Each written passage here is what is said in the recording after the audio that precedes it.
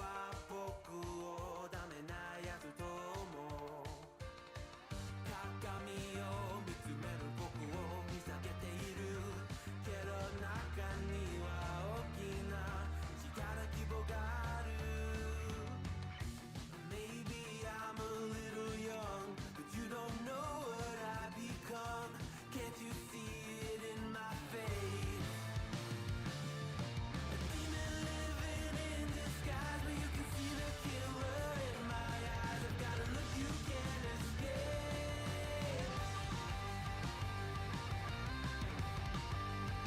You can't escape.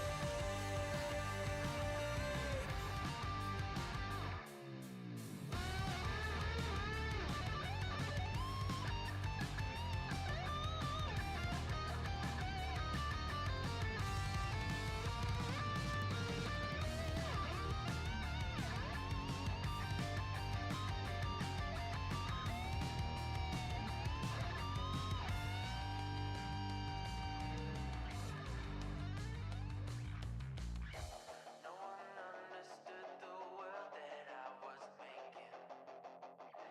Look me in the face and tell me I was faking. Maybe I'm a little young, but you don't know what I've become. Can't you see it in my face? A demon living in disguise, but you can see the killer in my eyes. I've got a look you can't escape.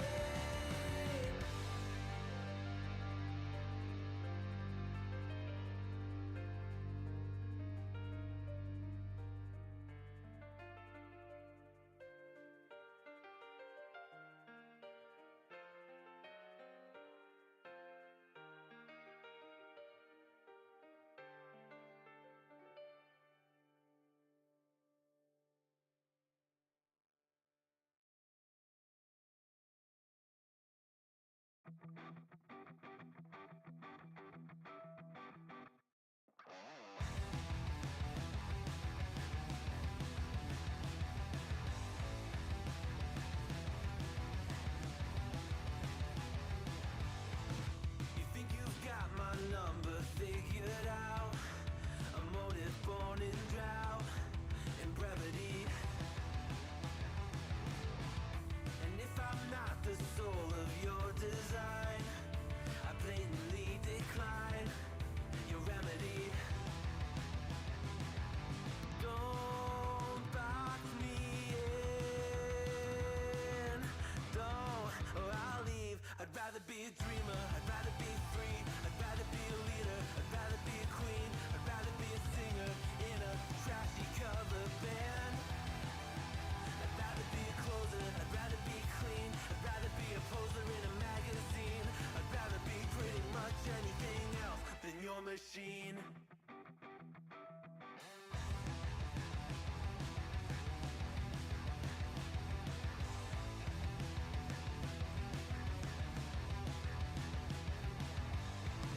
I wasn't always just a single shade, a palette full of gray in reverie. And I can burn it brighter than the sun. I have a golden gun inside of me.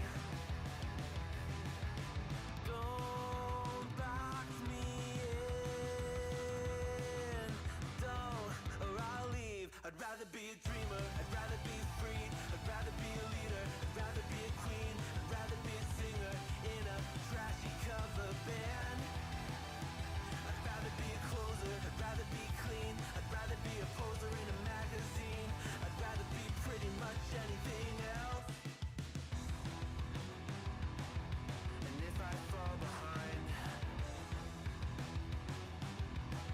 ignoring all the signs, and if I lose the fight, I still rage against the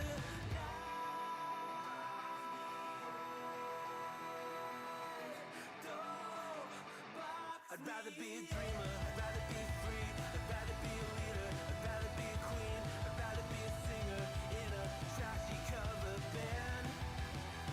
I'd rather be a closer, I'd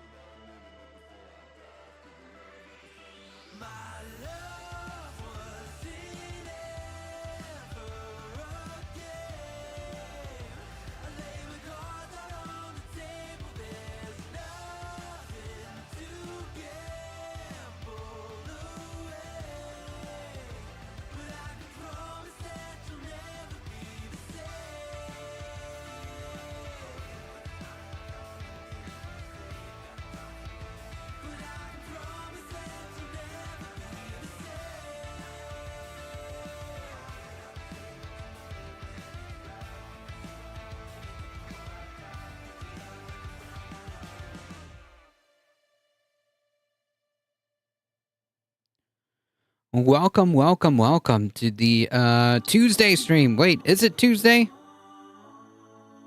It is Tuesday. Welcome, everybody. I hope everyone's having an excellent day. Derry Bennett, welcome. Mouselander, welcome. Michael Hassler, Kirkenstein's Monster. Welcome, welcome. John Lithium.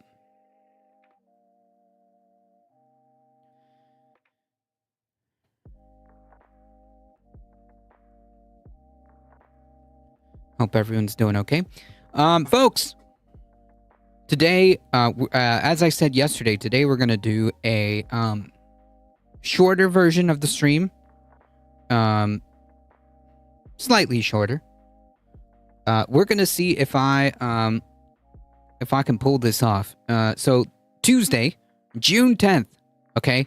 Tuesday, June 10th. That is in exactly 1 week from now, we're launching this space. It is a project that is in collaboration with several awesome people, including Andrea, the letter hack. You may have seen these folks on the YouTube. It is a collective of independent creators, and we are trying to launch a new era of progressive media. And I hope you'll join us. Make sure you subscribe to the YouTube, to the This Space TV YouTube. I will post the link. Let me do that right now.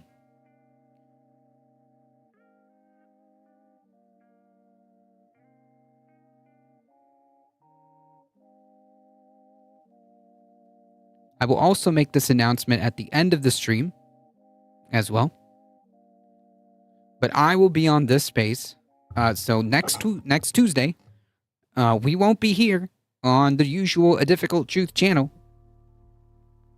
If you're a frequent viewer of the letter hack, you'll know what I'm talking about.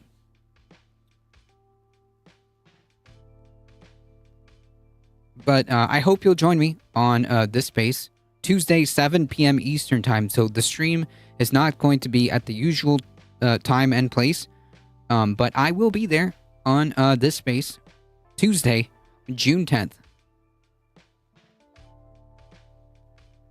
And this will be a sort of a dry run.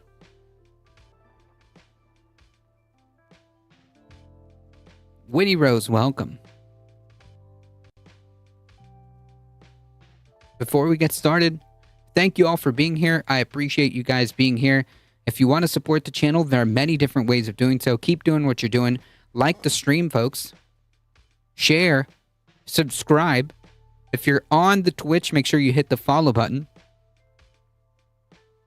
If you want to support the channel directly, there are many different ways of doing so, including checking out the merch store, hitting the exclamation mark tip. Join the Discord, folks, if you want to keep up with the channel.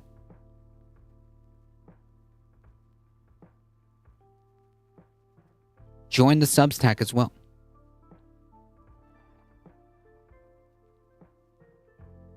Mouselander has demanded it, and thus it shall be done by all promptly. Indeed. Alright, folks, let's get started. Moenep, welcome.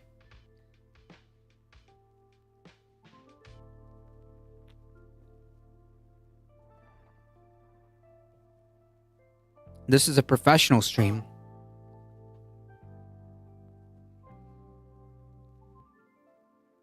Folks, as we keep our eyes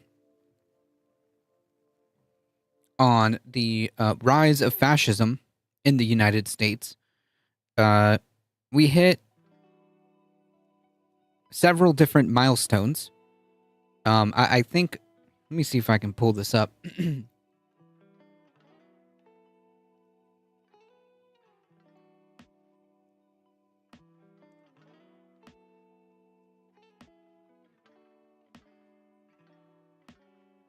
Oh, yes, it's right here. More and more people are fighting back against the Gestapo that is invading our communities. And I think that this is a good thing. I think that this is what we need.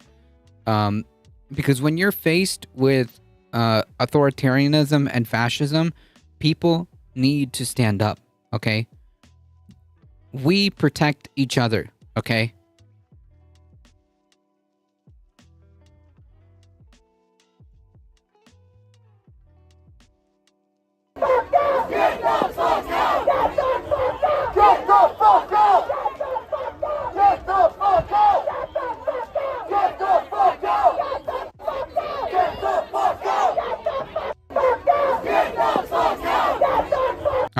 I can listen to this and watch this on repeat. And this is not the only time. But it is a glimpse.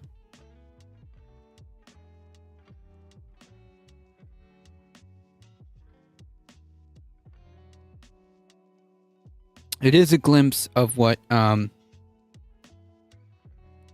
needs to be happening across the country every time you see these masked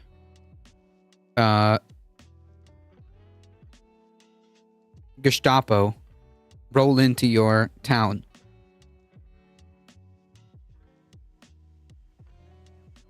God, I love this. It gets me so pumped. Yep. This is the kind of stuff. Because it needs to be stopped, and good people need to stand up. Yeah, exactly. Get the F out of here. Okay? That's right. When fascist thugs appear in your community, that's exactly what you need to do.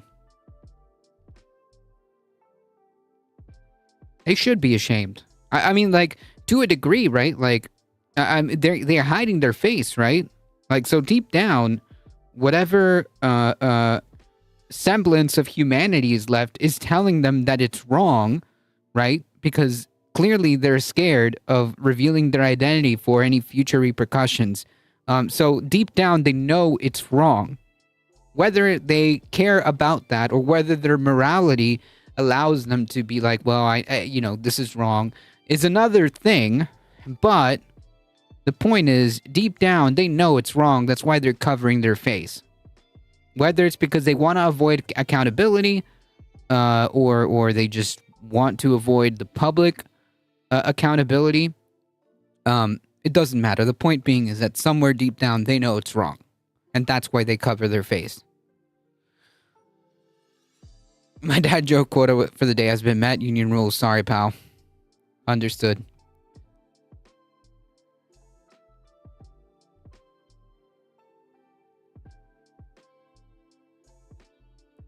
Tino, rating in with the party of 21. Thank you so much. I appreciate it. Welcome, everybody. Welcome.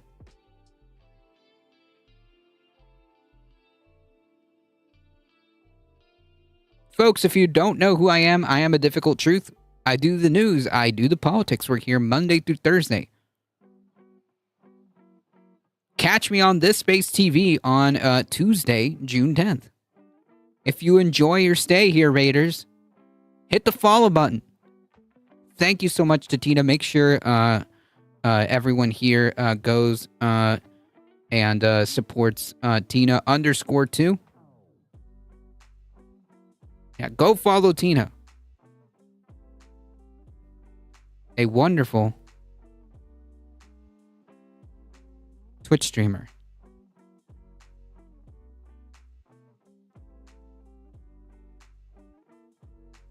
Oh, shucks, I forgot the raid message. That's funny. Welcome, welcome, everybody.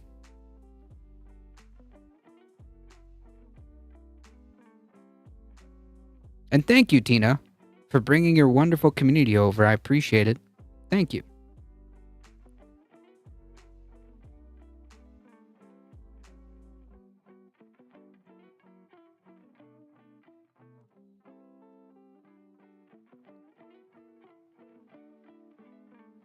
Musk didn't seek out the inauguration because they're going to play by the rules of democracy, or rather precisely because they're dropping the mask. Yep. 100%, Nadia. 100%. It's not necessary anymore. You're right.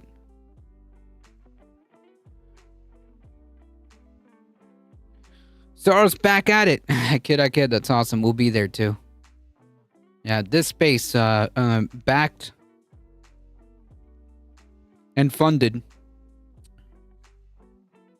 by George Soros.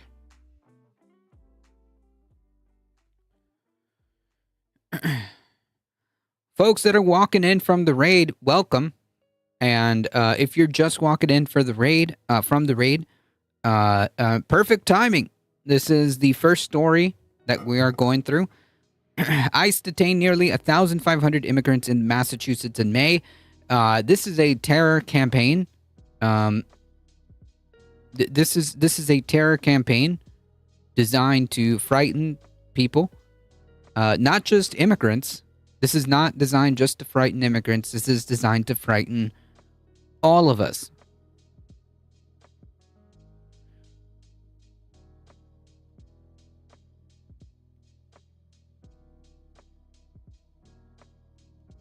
Donald James, welcome. I mean, the original nasties didn't wear masks. They're just scared of getting doxxed. Right, because they know that accountability is on the table, which means that they know fundamentally that something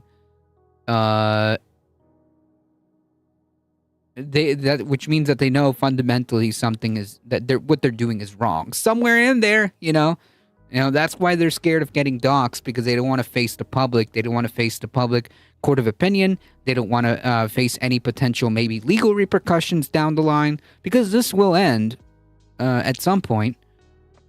So yeah, I mean, that's just the point that I'm making, that like even if that's the case, which no doubt about it, I believe you, Kirk and Science, they don't want to be doxxed. But they know, but that's the point. They know that it's wrong. Stop, collaborate, and listen. ICE is back with a brand new oppression. Yes, indeed. Foley's announcement on Monday is the latest example of Trump administration's efforts to ramp up immigration enforcement and paint Massachusetts as a state that's overlooking crime. Right, and notice how this is all happening in blue areas.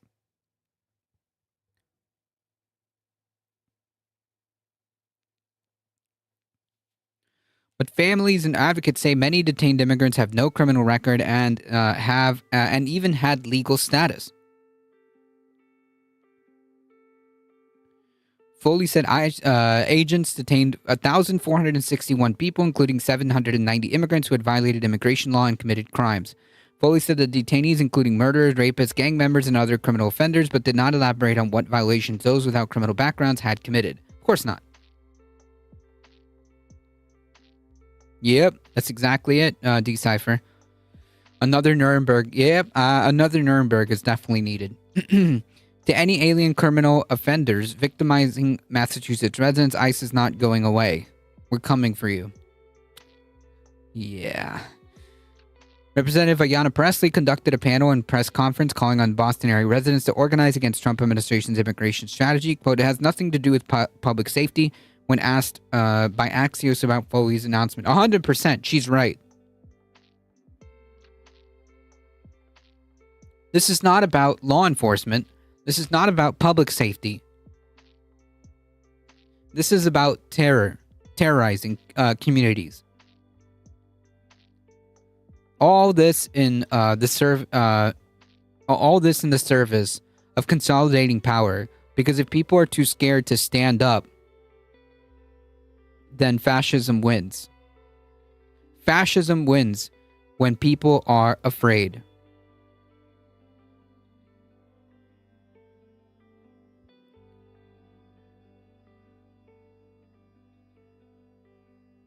Ground level news. Your audio was only on the right channel when you first started. Now it's only on the left. What is going on here? Has anyone else, can anyone else confirm?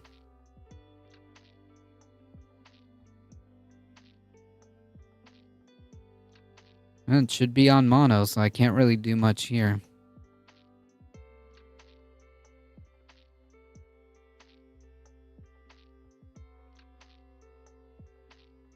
Yeah, everything's set to mono. Both channels are fine. Yeah.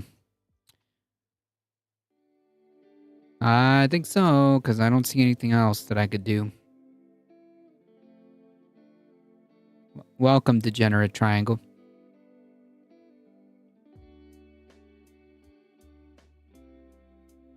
All good? Okay. Well, I apologize, ground level news. I don't know why that's happening.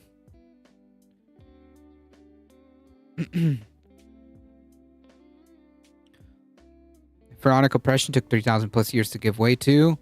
Foreign oppression, by if not by all Hyksos and Kushites and Assyrians and Ashurabni, deposed by Tarka and Tantamani. Soul Life, welcome. Maybe. Or if it's a wireless situation, maybe the connection's off. I don't know. Happens to me sometimes.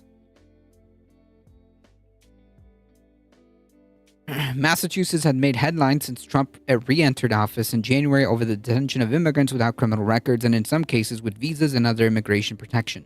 So again, like this whole idea that, oh, we're just going after criminals. Oh, we're just going after undocumented people. Like that's not the case, right? They're going after documented people too.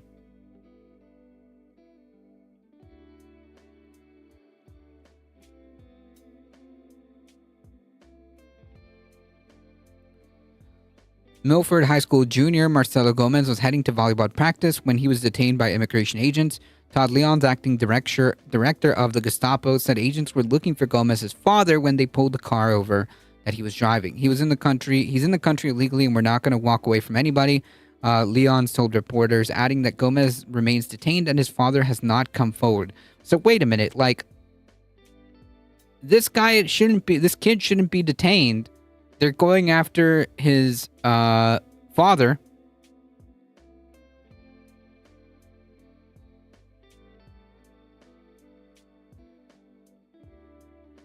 This has nothing to do with the kid. They're using him as a hostage, essentially.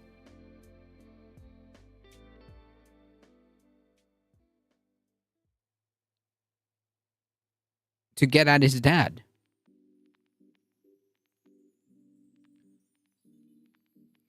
So it will not last as a very cold comfort when it's passing, may well be a millennia after one's death, and even then not to an actual improvement. Well, I mean, like, the actual, like, Nazi regime didn't last a millennia, right? As far as, like, the Nazis in Germany lasted, they imploded pretty quickly. And that, took decades? But Mike Johnson said,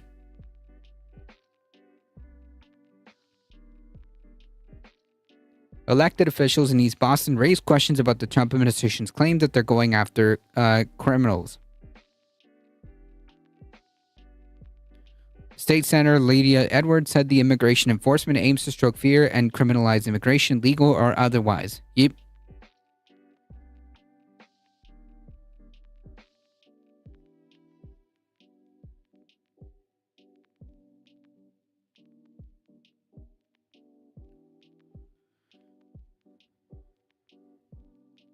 Immigrants charged or convicted with crimes will remain on federal immigration officials' radar, especially as Massachusetts and Boston area cities remain classified as sanctuary jurisdictions. So anything that they think that are classified as sanctuary jurisdictions are subject to these Gestapo raids.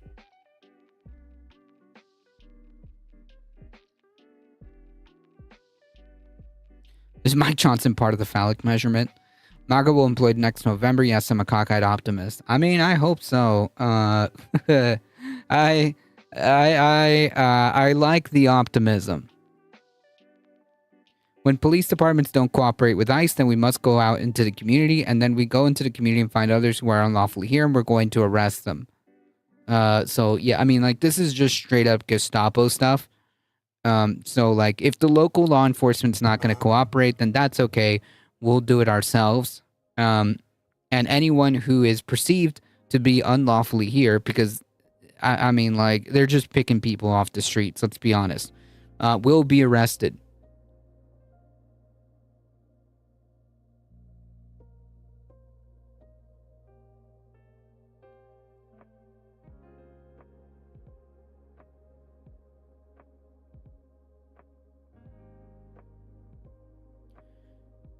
All right, folks, for our next story here, we're shifting gears.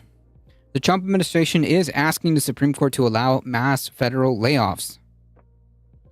This is a surefire way of making sure that the government indeed is not efficient. You want to talk about like government efficiency? Firing the people that make the government run is going to make the government more inefficient.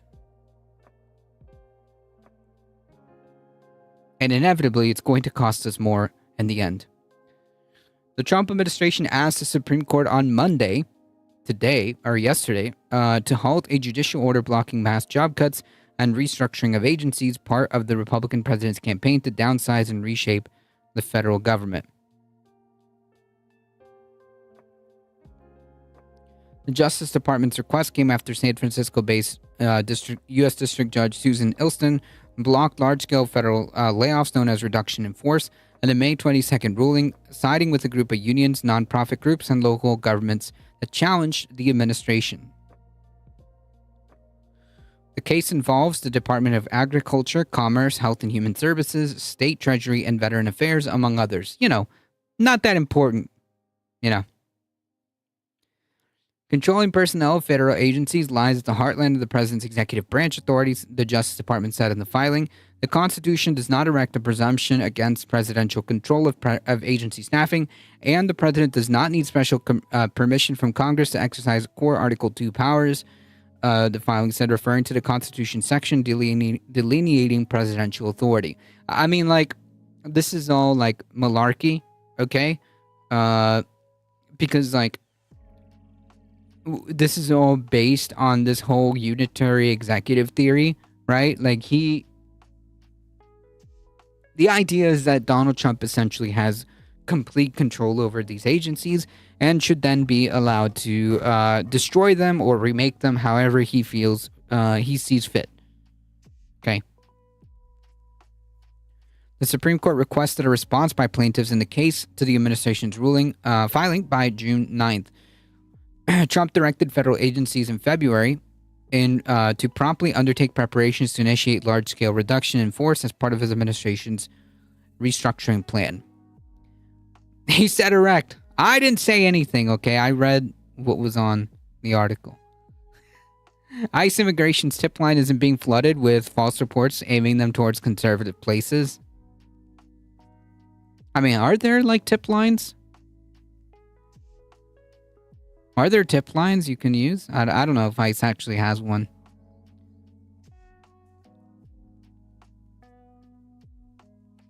Ilston wrote in her ruling that Trump had exceeded his authority in ordering the downsize. As history demonstrates, the president may broadly restructure federal agencies only when authorized by Congress, because Congress is the one that makes these agencies.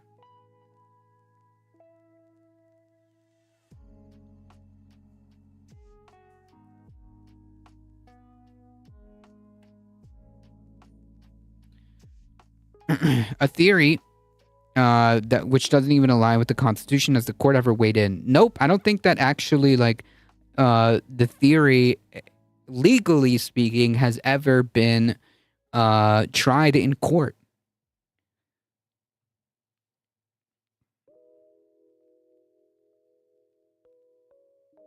Bad Lefty, welcome. There is a tip line. Gotcha. Well, people should definitely not flood the tip line with bogus tips.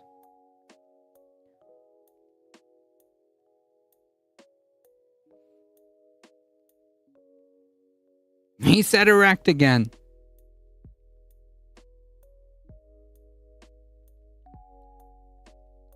Look, I will 1984 this stream and edit out those segments, okay? And it'll be like nothing ever happened. Trump just sent 9 billion Doge cuts to Congress. Yep. We're making the government very, very efficient by making sure it doesn't work. As history demonstrates, the president may broadly restructure federal agencies only when authorized by Congress. Ellison said on May 9th had initially blocked about 20 agencies from making mass layoffs for 2 weeks and ordered the reinstatement of workers who had just lost their jobs. She continued most of that relief in her May 22nd ruling. In San Francisco-based Ninth U.S. Court of Appeals, in a 2-1 ruling, denied the Trump administration's request to halt the judge's ruling. The Ninth Circuit said the administration had not shown that it would suffer an irreparable injury if the judge's order remained in place, and the plaintiffs were likely to prevail in their lawsuit, i.e. this whole thing is obviously bogus, and Donald Trump, this is just like the umpteenth amount of L's that this guy has received in court, and that's why he is super angry at the judiciary.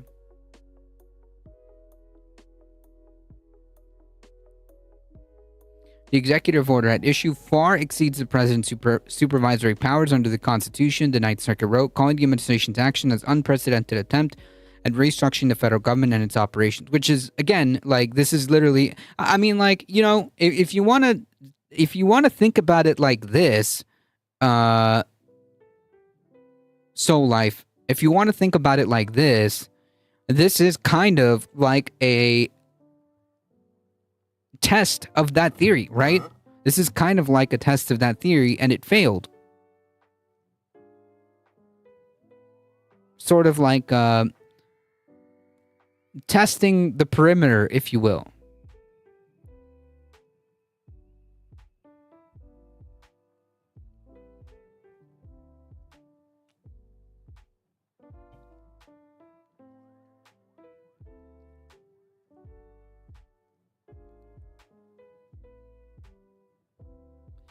The Trump administration has sought relief from the Supreme Court in a growing number of cases, followed by rulings by lower courts impeding various policies since he returned to office in January. Yep. And this is the same Supreme Court that he helped create for the purpose of aiding this consolidation of power. Unfortunately for him, and very fortunately for us, it hasn't been 100% effective. And this is why he's mad at the judiciary and why he continues to rail against judges.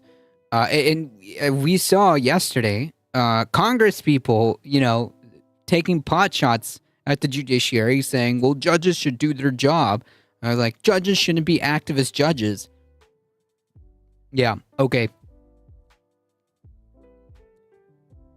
Showing clear contempt for the judiciary because it is the only thing that is somewhat functioning, more or less, of our institutions.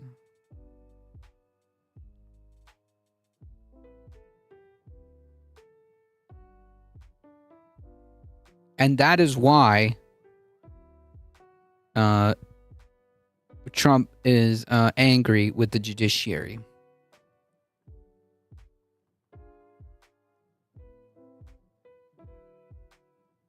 Justices are purely activists.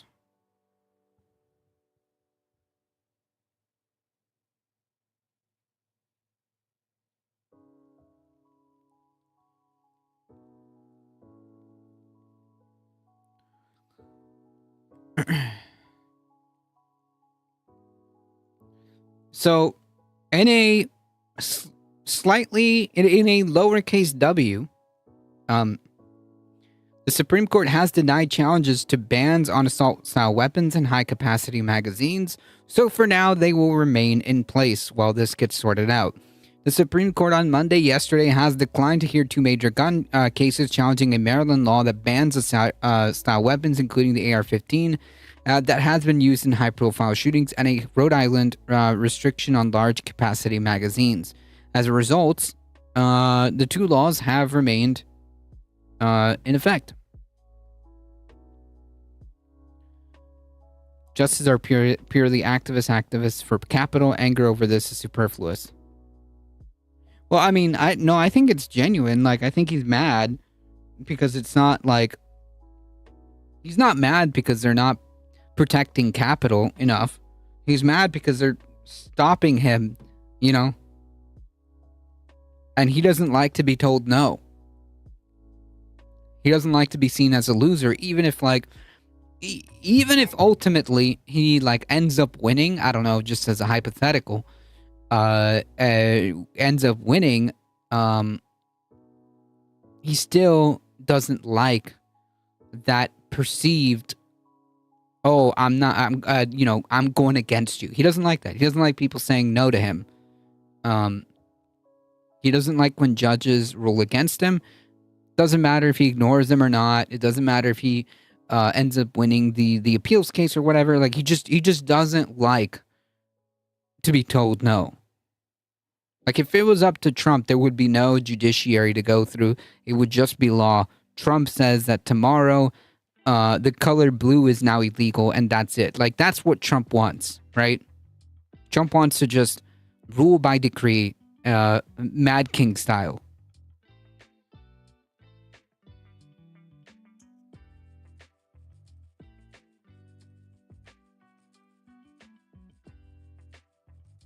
I mean, the SCOTUS is the most corrupt branch historically. Oh, I don't disagree that the SCOTUS is corrupt. 100%. I mean, look at Clarence Thomas, right?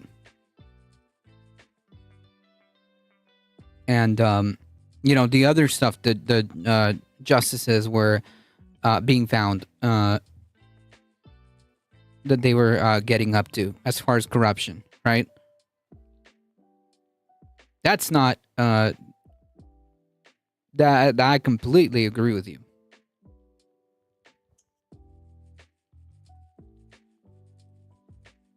As a result, these two laws are going to remain in effect. Litigation over similar bans across the country is ongoing, and the issue is likely to return to the justices. Jane Carter, a law at gun control group Everytown Law, welcomed the development in both cases. Courts of appeals across the country have consistently and correctly upheld laws like these, with countless communities as safer as a result.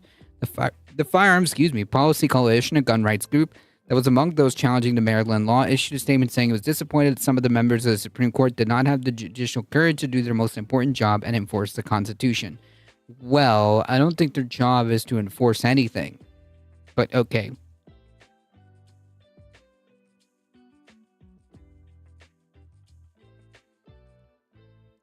Justice Harlan Crow. Exactly.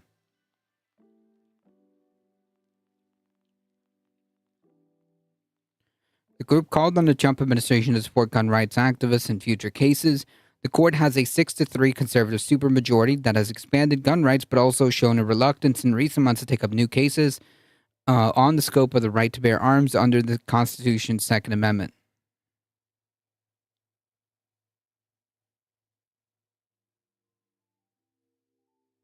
As a lawyer student, it seems likely the court will take up assault weapons soon, with 3 conservative justices saying they vote to take it up, and another, Justice Brett Kavanaugh, who's also a conservative justice, saying he would like the justices to hear a case on the issue in the next couple of years. 4 votes are needed for the court to hear a case. Kavanaugh wrote in a separate statement that the ruling upheld the Maryland ban is questionable under the court's recent precedents, adding that, in my view, the court should and presumably will address the AR-15 issue soon. He noted that millions of Americans own AR-15s, making Maryland's ban something of an outlier. The court in a major 2020... Well, no, is it? Like, isn't there, like, precedent for having at one point, we had a national assault weapons ban, did we not? At some point, we had a national assault weapons ban. If I'm not mistaken, that was during the Clinton years, if I'm correct.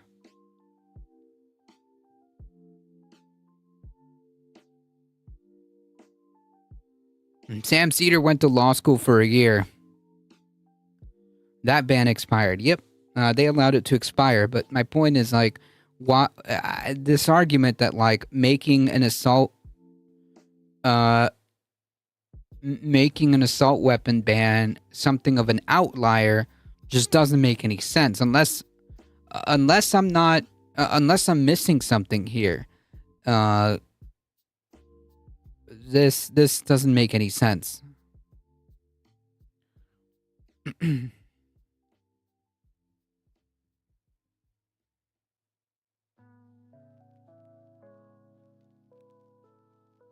Redmondberry, correct.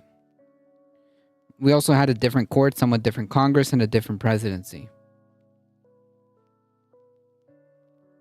Yeah, we had a different country, so to speak, as far as how the institutions operate. But like, to call a assault weapon ban something of an outlier because millions of people own it. I mean, like, millions of people owned what would be categorized as assault weapons back in the 90s. And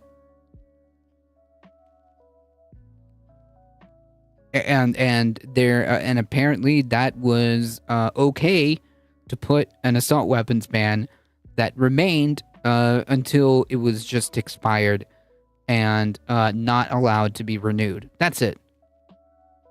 So I'm just saying, like, to say that this is something of an outlier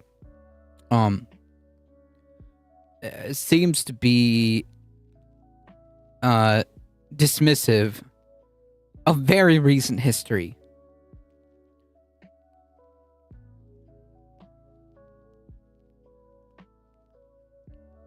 The Greenwich Congress was pretty reactionary. There's no legitimate reason civilians should have AR-15s. I fled the U.S. for damn good reasons.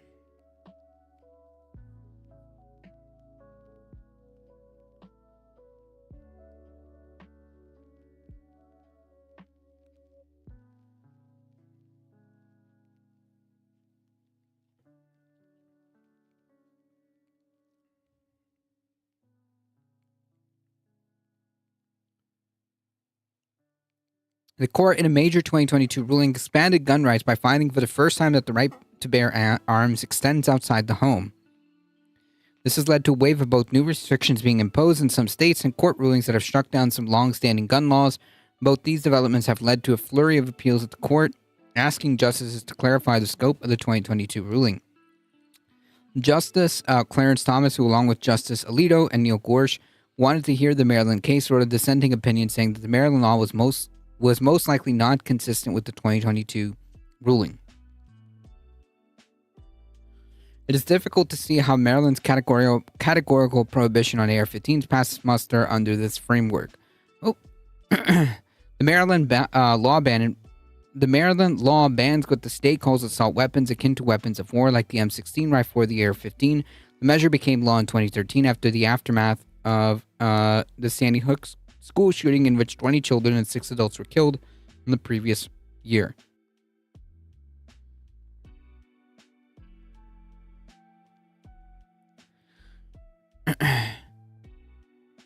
When must see how that the inauguration wasn't immediately strung up like Mussolini, the U.S. became a Nazi country, no excuses. Yeah, I mean, like, we literally elected a guy who was supported by said Sieg Heiling, tech bro clown, 4chan troll that turned into real life. Yeah, I mean, what's the saying? If you have, if there are 10 people in a table and a Nazi sits down and he isn't immediately ejected, then there's 11 Nazis, right? I'm paraphrasing here, but it's kind of the same concept. If you allowed a Sieg Heiling Nazi dude in your inauguration, and then, like, he's your biggest donor and had extensive work in the government, then, like, by all accounts, it seems like you are in favor of a Nazi-like ideology.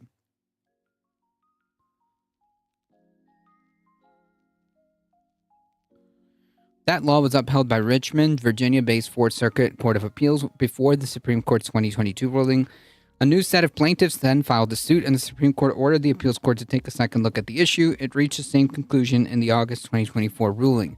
The Rhode Island law enacted just before the Supreme Court issued the 2022 ruling prevents people from possessing magazines that contain more than 10 rounds.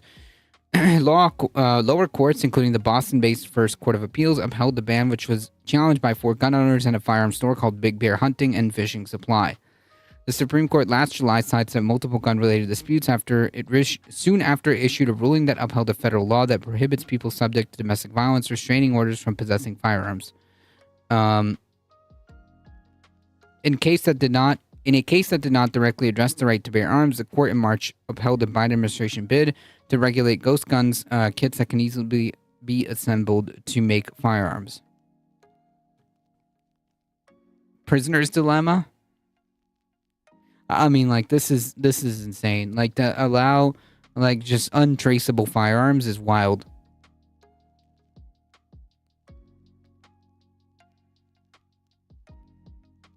To allow untraceable firearms is wild. Or to want to allow untraceable firearms is wild.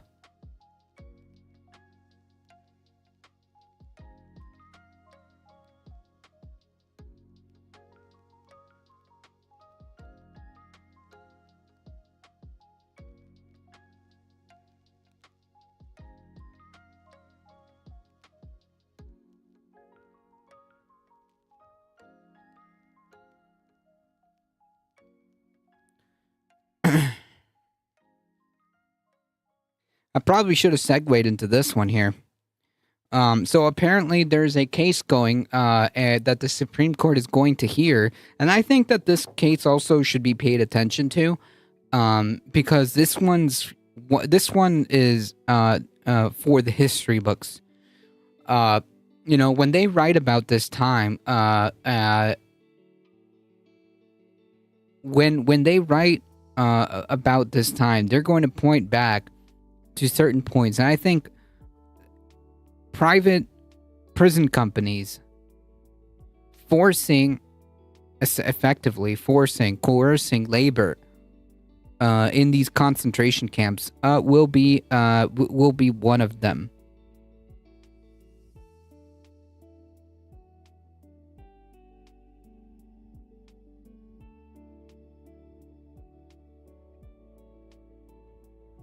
NBC Law didn't cite case law. Lazy. I got tipped off by a Republican Party insider that because of our medical status, I and all those like me would be mass in prison before the inauguration.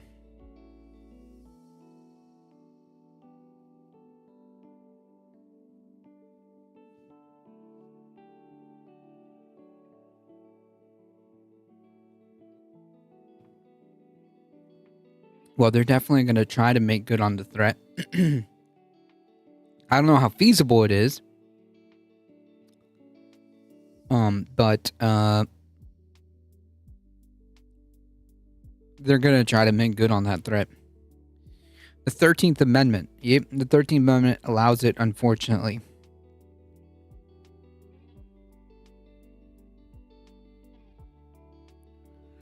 The Supreme Court to hear private prison company appeal and suit over immigration detainees $1 a day wage. The Supreme Court agreed on Monday yesterday to hear an appeal from a private prison company facing a lawsuit claiming immigration detainees were forced to work and paid $1 a day in Colorado. The GEO Group appealed the High Court after a judge refused to toss out the 2014 lawsuit, saying detainees had to perform both unpaid janitorial work and other jobs for little pay to supplement meager meals. The company said lawsuits are really a backway door to push back against the federal immigration policy, and its pay rates are in line with the immigration regulation, the ICE Gestapo regulations. The company says the lawsuits are really, they say immigrants can't sue because it's running Aurora, Colorado facility on behalf of the government, which is immune from such lawsuits. Attorneys from immigration for the migrants say the lawsuit it's only about people being paid almost nothing for their work, and the contract didn't require them to pay so little. A lower court judge allowed the lawsuit to go forward, and the U.S. 10th Court of Appeals found it couldn't review the immunity claim before the trial. The GEO group argued to the Supreme Court that the government contractors should be able to argue that issue on appeal quickly. So basically, they're saying because we're federal contractors, i.e., like just pretend that we're the government, so we have immunity, and that's that. Slavery is legal as a punishment for a crime. Yes.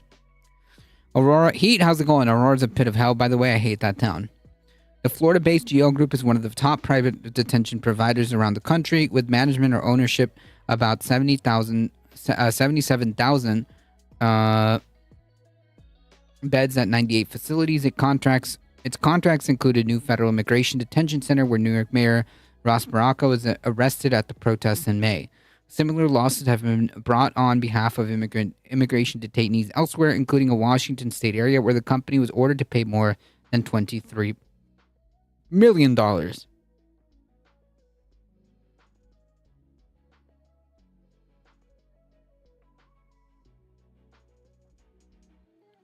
That's cool. Yeah. Very cool country we have going on here.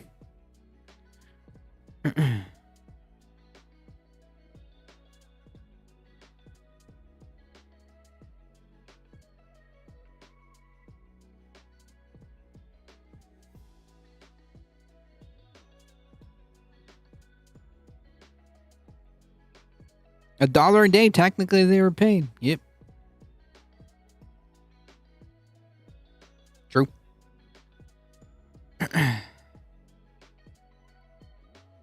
All right, folks.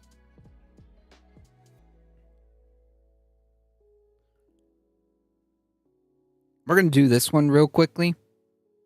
FEMA staff baffled after the head said he was unaware of hurricane season, which just started 2 days ago. The head of the Federal Emergency Management Agency. So, that's cool.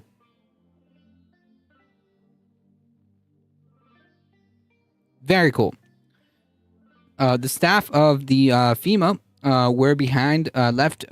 were left baffled on Monday after the head of the disaster agency said he had not been aware of the country had a hurricane season, according to sources familiar with the situation. Of course, now they were trying to play it off as, oh, he was just joking. He was just joking, folks. It was a ha-ha, you know? Looney Tunes, welcome. I just got to do my live stream for Friday afternoon. It's up on my channel. Go check it out, folks. Bunch of amateurs indeed. The remark was made during a briefing by David Richardson, who has led FEMA since early May. It was not clear to staff whether he meant it literally as a joke or in some other context. Like, what other context would there be, right? Like, you're either making a joke, which should have been very obvious, or like legitimately you didn't know, which in this administration, like, it is a justifiable thought, right? To be like, wait a minute, do you actually like not know this? Because that's actually a very, very plausible a very plausible thing in this administration.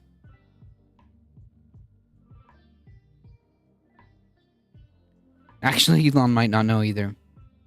He has to be trolling, right? A little memeing. Who knows? That's the thing. Like, in this day and age, it is a very plausible scenario where the head of the Federal Emergency Management Agency does not know that there is such a thing as a hurricane season, right? So, like, in this day and age, yeah, it's quite feasible that this is a thing, given the kind of people that are heading, other agencies, such as a WWE CEO heading the Department of Education. We have a complete anti-vax lawyer that has nothing to do with medicine leading the Health and Human Services.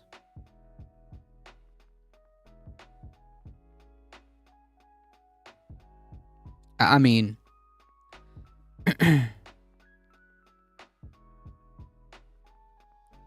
Friday afternoon after the Majority Report. There you go, folks. If they can't tell you're joking about that, that's not a good thing. Exactly. Welcome, I'm just me.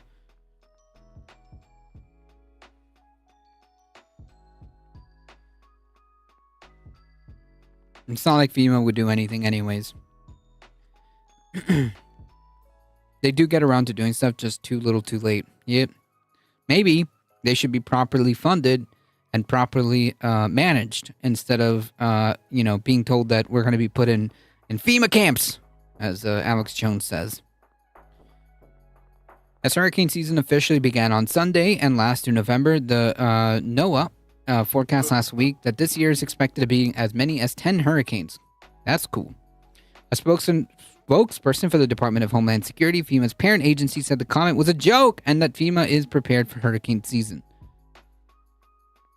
The spokesperson said under Homeland Security Secretary Christy Dogkiller Nome and Richardson, FEMA is shifting from bloated, DC-centric weight, I don't know what that means, to a lean, deployable disaster force that empowers state actors to provide relief to their citizens. Yeah, if you thought like FEMA before wasn't efficient enough, we're all kind of on our own. If you live in like Florida or the coast, or the Gulf Coast or the East Coast, and apparently anywhere in between those kind of little narrow east side of the United States, then you're kind of on your own. FEMA, as far as hurricane season is, FEMA is just not going to be capable of assisting you at all. Yeah, what exactly? It's like complaining about the NHS in UK. Why is it so bad? Trump's little press secretary, the governor of Arkansas, I think, has been begging for Trump for aid for approval, and he keeps denying it. Yep.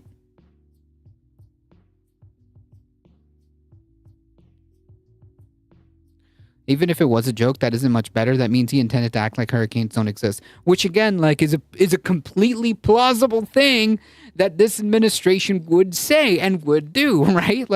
It's yeah.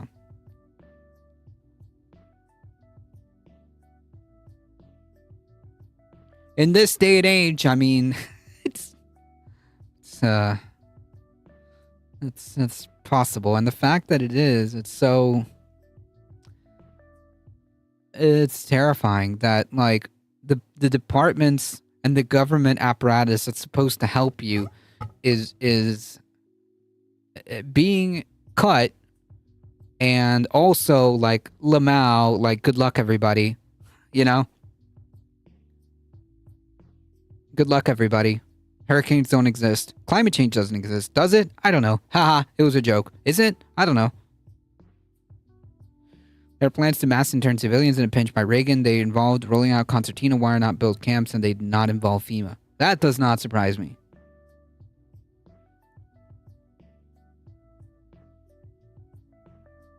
Sarah's welcome. Empower state actors. You're on your own, suckers. Yep. Also, billionaires can have more money they'll never be able to spend. Yep. That's the real important part, right? That's priority numero uno, making sure that all these cuts make sure that they are being put towards important stuff like, billionaires and their next yacht or summer home or whatever.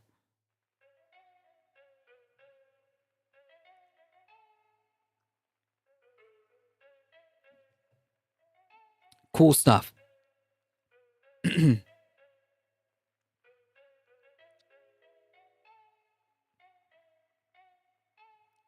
U.S. man charged for framing immigrant in fake plot to kill Trump. This story was circulating, and I didn't want to talk about it until we got some more information. And we did. Check this out, folks. The NHS has been so gutted by Tories and Blairites, Thatcherites, neoliberals. That's it. It's been indistinguishable from the American system since I got here. Oof.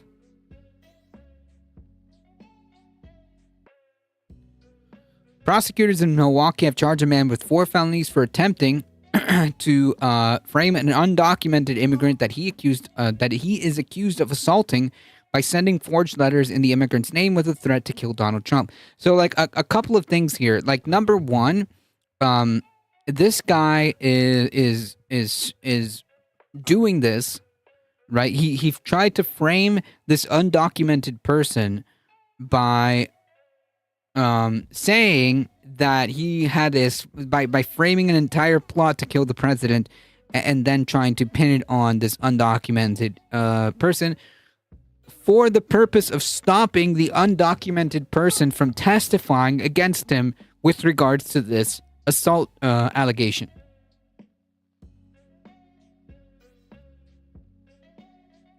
That's what's happening.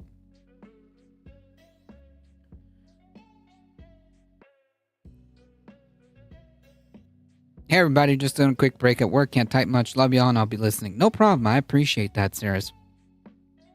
The blue stuff from the porta potty just splashed on me right now. I am very sorry to hear that.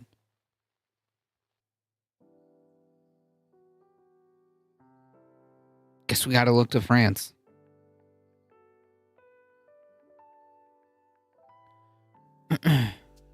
Bella Lugrisi, welcome. Snitches get stitches. WISN TV, an ABC affiliate in Milwaukee, reported on Monday that a criminal complaint alleges that Demetric Scott admitted to investigators that he wrote the letters threatening to kill the president in the name of Ramon Morales Reyes, who he was previously charged with assaulting. And also, like, this is what's coming up here. The kicker is that, of course, this story, which I don't know until this day, right? Oh, till this point, I guess. Kristi Noem has not apologized or retracted her statements and her promoting this fake Trump plot assassination.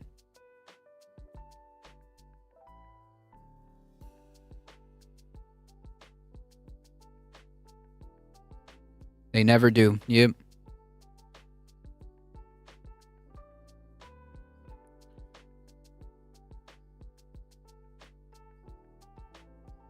I love you too. The Edge used to be my favorite, but now it's Adam Clayton.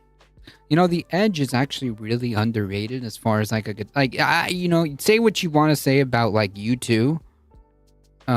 You can, not like U2 as a group, but like The Edge is actually pretty underrated.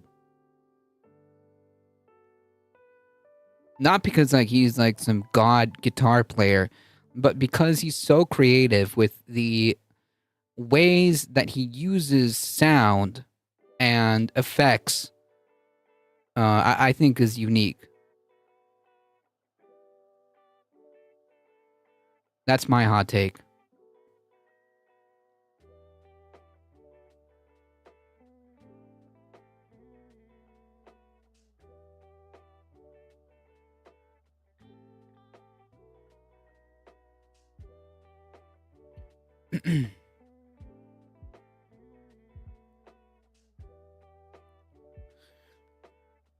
Among those who fell for the hoax was Kristi Dogkiller Noem, the Homeland Security Secretary, who released a statement praising immigration officers for arresting Morales Reyes on May 22nd, one day after the Forge letter was received by an ICE field intelligence officer. Thanks to our Gestapo, this illegal alien who threatened to assassinate President Trump is behind bars. So yeah, that's not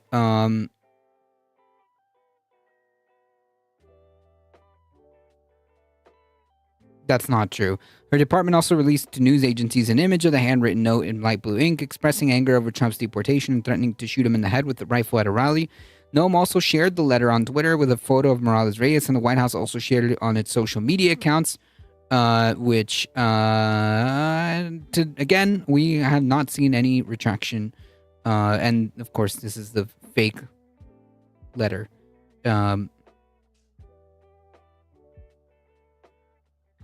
Bought the Joshua Tree CD and cassette. Nice.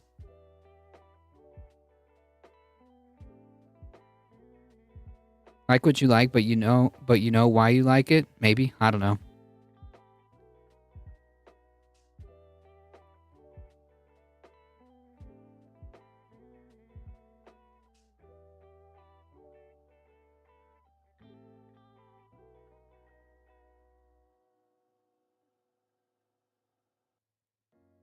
We're philosophizing here. Philosophize away.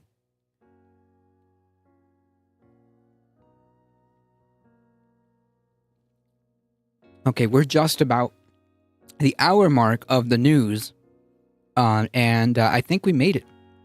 I think we made just the hour mark, so we're gonna mosey on by and wrap this up. I mean, like you can tell that there's something off about this in the first line. Okay, like, we are tired of this president messing with us Mexicans. Who talks like this? Like, Hispanic people don't talk like this.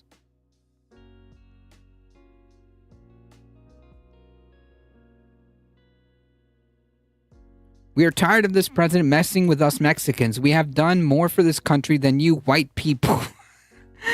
Well, I mean,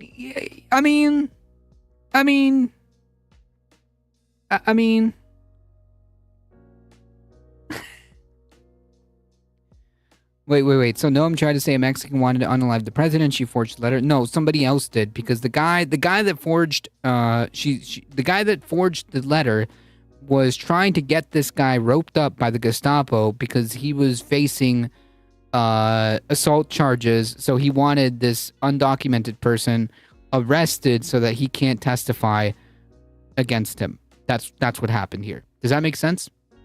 And Kristi Noem got a hold of it, and as Heat says, pushed the false narrative and boosted it. The White House boosted it, and again, no retractions.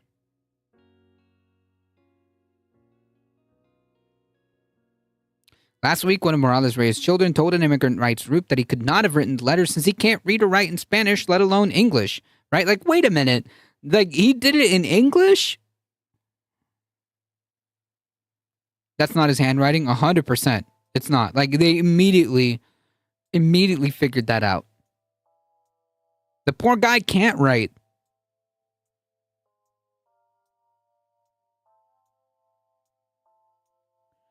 As part of the investigation, officials asked Morales-Reyes for handwriting samples and concluded that his handwriting and the threatening letter didn't match, and the threat wasn't credible. A source familiar with the investigation told the AP Scott is currently in Milwaukee jail, charged with armed robbery and aggravated battery. Prosecutors said Morales-Reyes was a victim in that case. He was alleged assaulting in September of 2023 with a box cutter during an attempted theft of his bike. As the case prepared to go trial, ICE this month received a letter threatening President Trump. According to the transcript of a phone call, prosecutors said Scott made while awaiting trial for assaulting Morales-Reyes. Scott framed Morales-Reyes to keep him from testifying against him.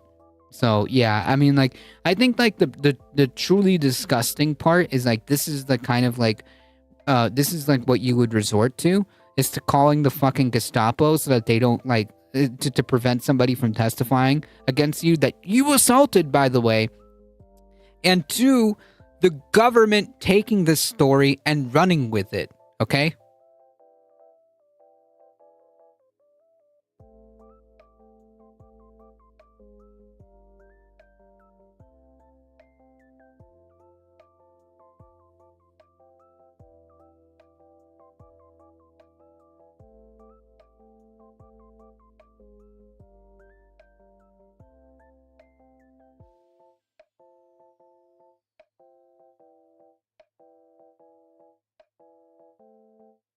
The immigration.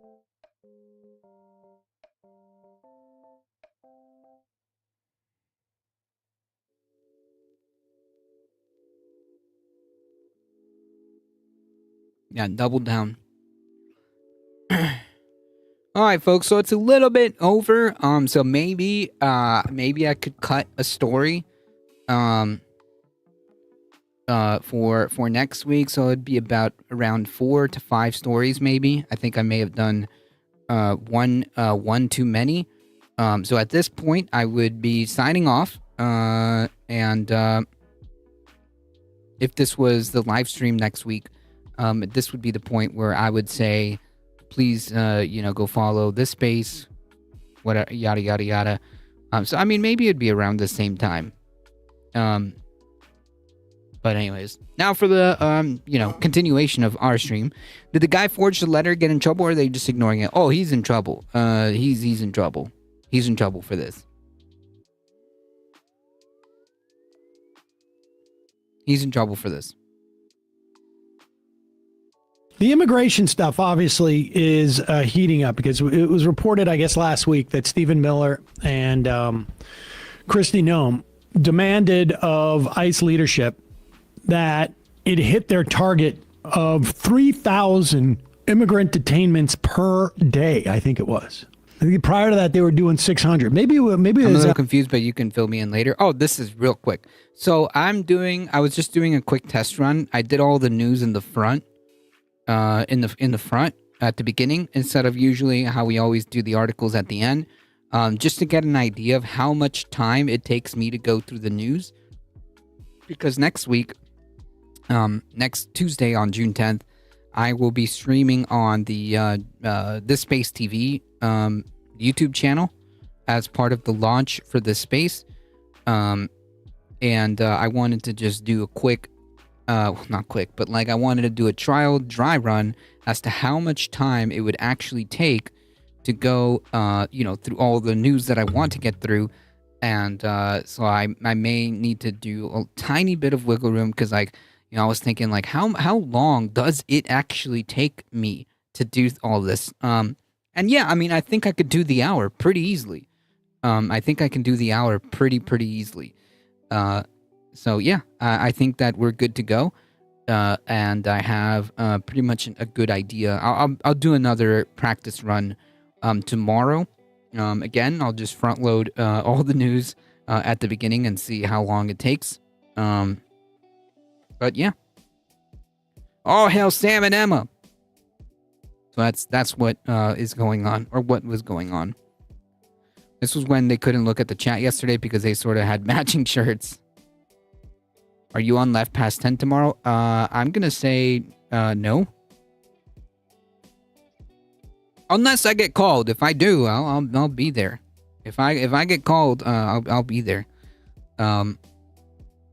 I'm always more than happy to fill in if they need an extra, if they need an extra host, which is kind of like the deal, If Matt needs an extra host, I'm like 90% willing, unless something happens that I can't show up, but most of the time, I'm more than happy to help, I'm more than happy to help and sub in. I know that poor Sandy has been dealing with hell trying to get her YouTube channel. So yeah. On a weekly or daily. Will you check on that for me? Nevertheless, it was an increase in these detainments as a multiple of 5. And so immigration is going and rounding up people. Seen footage, and we'll play some of this of them in San Diego, of them in Massachusetts. Seems to be one of the states that they're really hitting hard. I think they're trying really to emphasize blue states. Yep. And I literally just said that. And I think the reason why is because this is not about law enforcement. This is not about keeping people safe or whatever. This is about terror. This is about keeping, the liberals in line or whatever. At a immigration hearing yesterday in New York City, there were protests there. And at one point, the protests were getting out of hand, and I don't know how much they were getting out of hand, but they were loud. And the cops there wanted them to disperse. And apparently, this is the story as I understand it, Jerry Nadler's office is in that same building. And one of the staffers said to some of the protesters, look, come up into the office and, let's reset everything and calm down. They went up there. I think they then left. But then apparently these federal cops come up and bust into the office and immediately arrest or cuff one of the workers there. All right. Like Gestapo stuff, you know? Mono, welcome. Yeah, lawless liberal cities. Take it from the beginning. No, she did not. That is not what happened. Listen back. That is not what happened. Okay? What? Hold on a second. You have your contact information, right? No, I'm going to give you some speak to you. Hey, That's what I'm I'll going to speak to do. you. I got you. No. I got you. No, I'm not trying to shoot you. You're okay. I don't have to. You're okay. You're okay. You're gonna be okay. I'm a federal officer. We're here checking on something. We have the right to check. I'm giving you a warrant. I'm not resisting. Stop resisting. You harboring riots Stop resisting. in the office. So there's not a problem. Let's work inside. Let's work in. Or what? Harboring rioters in the office. Jesus. Let's go. Come on. Hold it there. So he's claiming that they're harboring rioters in the office. None of that. First off, there was no riot there by anybody's account. Second off, the idea of like harboring rioters, is that a charge? Oh, don't need a warrant anymore. Guess you can throw the Constitution away. This is coming on the heels of a congresswoman in New Jersey being arrested by ICE for protest at a detainment facility. Democrats didn't do anything in the wake of that. Yep. But here you have That's the problem. federal cops coming. That's the problem, right? Like, dude, what are you guys doing? Did anybody see the fake fact check regarding Trump's big, beautiful bill on the White House website? Into Jesus Christ. a congressman's office No. and cuffing an aide. Incidentally, we don't know her name. They didn't arrest her, apparently. This was all just about intimidation. Yep. And you look at what's going on with Harvard. This is not a defense of Harvard. But the reason why they're going after Harvard, they're doing it because Harvard is the biggest university or the most prominent university, supposedly one of the most powerful universities in the country. If they can bring Harvard to heel, they anticipate all the universities are going to come to heel.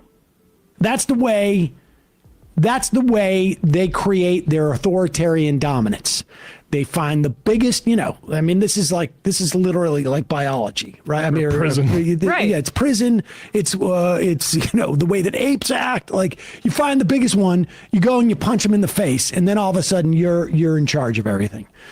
By going after lawmakers and intimidating them this way, this is an attempt by the Trump administration to intimidate. Yep. And so what you need to see are Democratic leaders step up and start throwing around their weight. What can they do? All they can do is to talk tough. Sunlight. All they can do is Sunlight. Well, sunlight, but they can also say there can be threats. Anybody involved in this is going to be held to account. Yeah, because again, that also kind of gives motivation that hey, if anybody that's involved in this, there's going to be consequences. The next time we have a sane and administration, the next time we have recaptured Congress, there will be investigations. There will be investigations.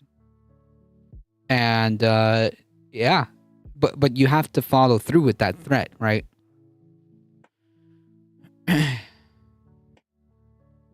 Unless you think this is going to be the government in office for the next 25 years, anybody involved in this is going to be held to account, where we're taking your name down and you're going to be investigated. And we don't care who it is, you're going to be held to account. Subpoenas and whatnot. You better hope the Democrats don't take the House in 2026. And Because your ass is going to be in line, because you've got to throw this intimidation back. Instead, what I give you, ladies and gentlemen, is Hakeem Jeffries. I can imagine where this is going. People will literally die because of the one big beautiful bill. A hoax! Yeah. Taking away health care for millions of people? Yeah. The the Democratic leader in Congress, probably the number 2 most powerful Democrat in the country. And to your point, after Chuck Schumer. Yes, and I just want to note that this Nadler is the judiciary ranking member for the Democrats, so they were targeting also a big fish and going after his staffer too. Can I get a link to that, Soul Life? Or where can I find this? Congressman Jerry Nadler said that DHS agents entered his congressional office on Wednesday without a warrant and handcuffed a member of his staff. This, of course, comes after the Trump Justice Department charged Democratic Congresswoman LaMonica McIver with obstructing ICE agents after an altercation at a facility in Newark, New real quick, what are you doing about this? Jersey. Now, I know you previously warned that the administration charging members of Congress was a, quote, red line. What are you doing now that the red line you talked about has apparently been crossed? Well, let me make clear that the House is a separate and co-equal branch of government, the Congress. We don't work for Donald Trump. We don't work for the administration. We don't work for Elon Musk. We work for the American people. And we have a responsibility to serve as a check and balance on an out-of-control executive branch. That's the constitutional blueprint. Stop. What are you doing about what's happening now? That was given to us by the framers of the United States democracy that we have inherited over the last few centuries. And so we're going to continue to undertake our congressional responsibility, notwithstanding efforts by the Trump administration to try to intimidate. I mean, can you believe this is the first 60 or 90 seconds of what this guy has to say? He's basically saying, like, he might as well say, like, let me make one thing clear. We're on television now. Television is a technology that allows for images to be beamed into, like, we know this. The whole premise of the question is, you're a Congress. What are you going to do about it? And he's just like, well, let me reiterate what we all know here, as opposed to address your question. It sounds like he doesn't want to address the topic at all. Well, yeah, exactly. We're cooked, ladies and gentlemen. We're cooked. We're cooked. I tried to link. It's too long. Anyways, don't worry. I'll Google copy paste. What?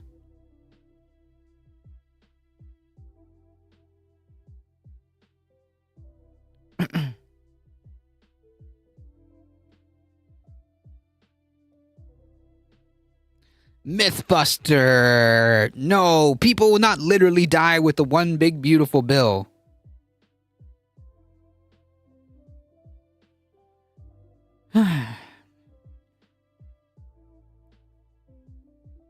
This is what Soul Life is talking about.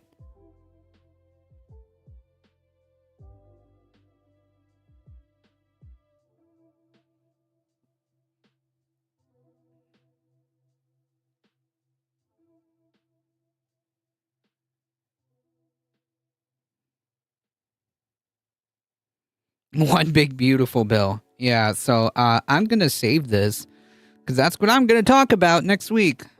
And not that this is going to take very long to fact check, but, you know, it is what it is.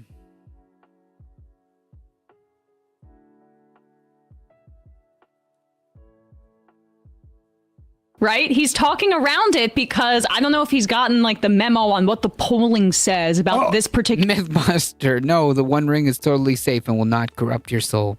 True. He hasn't. We'll get to the polling. Yeah. Go ahead. Precious. Trump administration to try to intimidate. Smeagol's tone is a bit higher.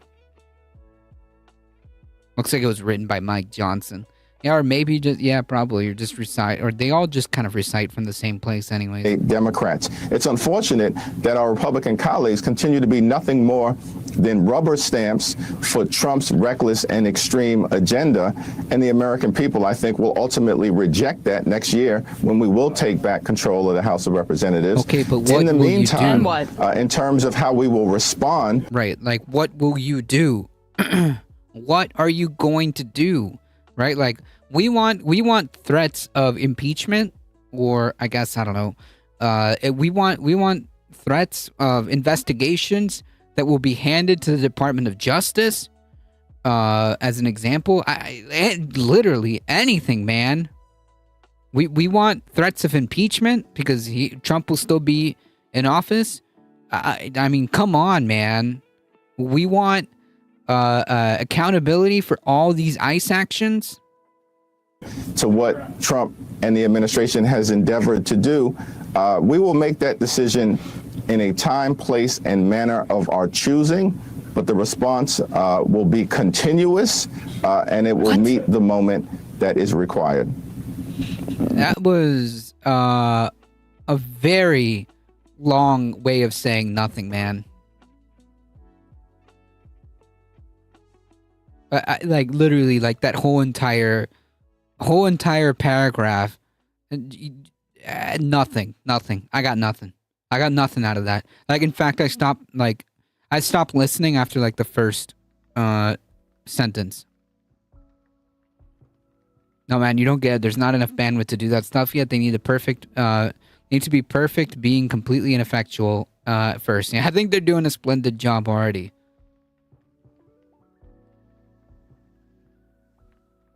Yeah, they're so close. Don't worry. Psst, psst, psst, psst. Are we trying to call a cat? Psst, psst, psst, psst. Oh, we'll see if a cat joins us. What exactly does that mean? Have you not decided how to respond? You said a whole lot of nothing. Can you like tell me what you're actually going to do?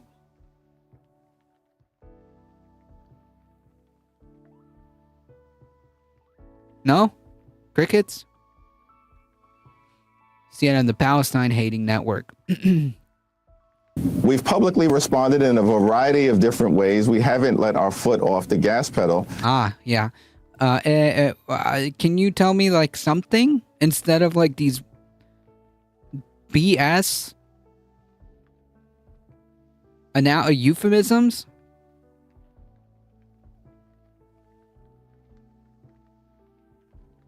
This is like the equivalent of like a corporation like about to like fire everybody, and then like in their message like, well, don't worry, like we're not in risk of going bankrupt. We're doing everything we can to reallocate and restructure resources so that like, yo, I didn't ask all that. Like, what are you doing? Okay, like, is this company going under or not? The same thing is happening here. Like, oh, well, what are you doing? Well, we've been public and we haven't let off the gas pedal. We haven't let our foot off the gas pedal, so the American people can be confident that we are fighting for them against Donald Trump and his reckless and extreme agenda that Republicans have wholeheartedly rubber stamped. And you can have confidence in us that we are doing everything that we can. Bro, I don't care, dude. What, like, physically, like, concretely, what are you doing? Are you holding town halls? Are you doing press conferences? Are you gathering your Democratic colleagues and saying, what are we going to do if we win the House next time? Like, what kind of investigations? Like, which committees are going to be involved investigating what the administration is doing?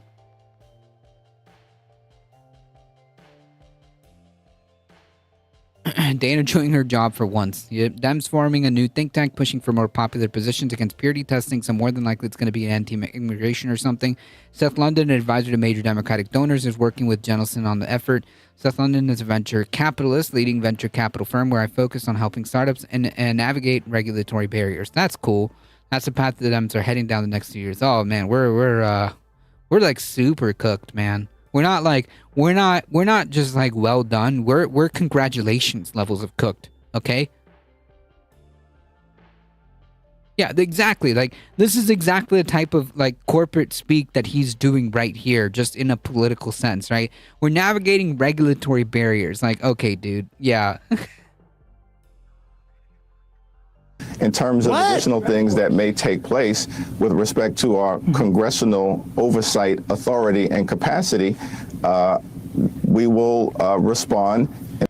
Like, what do you mean? Like, you haven't said a single thing. What you need to be saying, should you care to have any prospects of winning, is say, like, these are the committees that we're going to activate. These are the type of investigations that we want to do, and list stuff that you want to do. I understand that the Democrats don't control Congress, but they can. So what are you going to do if you manage to do that? You got to lay out a plan, okay? Because if you don't have a plan, then, like, what are you there for? What, like, useless. Useless. In a time, place, and manner of our choosing, if this continues to happen. Okay, this is what I don't understand. Keep that image up. Because behind him, it says State of the Union, which is the name of the TV show he's on. But he's answering as if he was asked this question by a waiter at a restaurant and had no idea anybody was going to ask him any question about this. Yep. Like, I can't imagine a worst response to this. Even if you were the weakest, lamest, like you had nothing. Well, I mean, that's him. That's him. That's him. To offer. You can't come up with a better non-answer than this? This is just absolute garbage. Who in the world is this answer for? I mean, he said, like, we've responded in a variety of ways. What is that? Is everything bagel resistance? Feckless. There we go. That's the word. Can I vote no confidence in the Galactic Republic? For there at the with the Democrats, but not only it's just it's so silly, and not only is it everything bagel response, it's also. But don't ask me to answer what the next question, which is, what are those things? I mean, if she says, what does that mean? And we're looking at this going like, what does that mean? Why does this guy allow himself to go on television when he cannot even communicate his non-answer? Just don't go. Just don't go. Like, what is it that you think this is achieving? Nothing. What? And that's the point. Nothing. Like, what is this supposed to be achieving? And I'll tell you what it's not achieving. It's not helping Democrats. Look at this poll. Let's go with that CNN. What number is that? Oh, this is the stuff that Harry Enton put together. I saw this. No, this is the other guy. Okay. What number is it? 3A. 3A. Yeah, and it's going to be Pop the video. this up. Yeah. Oh, this is a different guy. So much bad. No. David Chalian? Nope. Yeah, right here. Listen to this poll. Here's Mano Raju, and I don't know what the name of the guy is. David Chalian. David Chalian. You'll see when. Yeah, they do look weak as hell. What people think about Democrats' leadership. This morning, we have a brand new CNN poll that shows what voters are thinking about both parties. David Chalian joins me here at the Magic Wall to take us through this poll. So, David, what are the key takeaways? Yeah, this is where we left off on election night 2024, but we wanted to get a sense of where Americans are right now. And one key trend we're looking at here, Manu, is should the government do more, or is the government trying to do too much? 58% in our new poll of Americans now say the government should do more. That is a 30-year high that we have seen. So what's driving that? Why are so many? And also, like, it's important to note, like, what they mean by what do you mean the government should do more? Because when you ask that follow-up questions, I think it'd be more revealing, because people would be like, well, I want the government to provide more services. I want the government to make sure that infrastructure is upkept. I want the government to do more with regards to healthcare.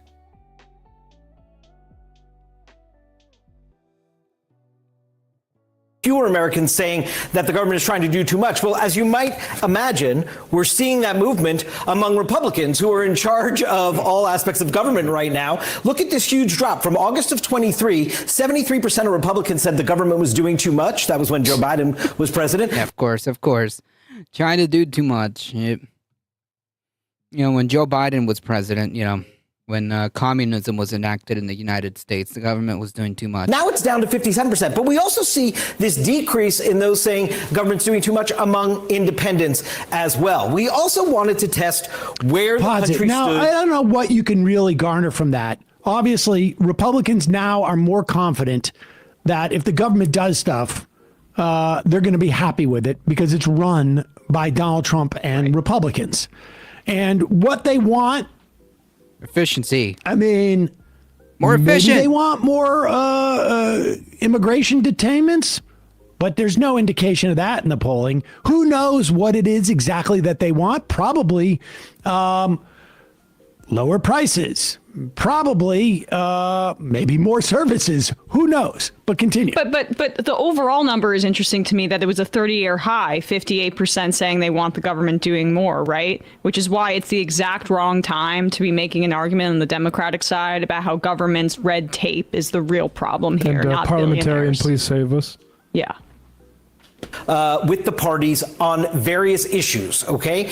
Crime and policing is by far and away the Republicans' best advantage. R plus 13 now, R plus 14 a couple years ago. But look at the economy and immigration, two key Trump issues. You see, it's still a Republican advantage, but you see that advantage is narrowing on both of those key issues. This gets to what he was saying, I think, about some of the... Now, on the economy, again, that we need abundance. Maybe they want prices to come down more. Maybe they want better pay. On immigration, maybe Republicans are seeing something different than I am. But the idea that we have Democrats going down to El Salvador, we got Democrats fighting to get people released from detention centers. We got Democrats arrested for detention, means that people aren't happy with what's going on with the immigration work of Republicans. They've lost 8 points on that. The anxiety people have about the economy over the tariffs that we were talking about. A dead tie on world affairs. Positive. It's a dead tie on world affairs, but it's a -6 from where it was in November. 23.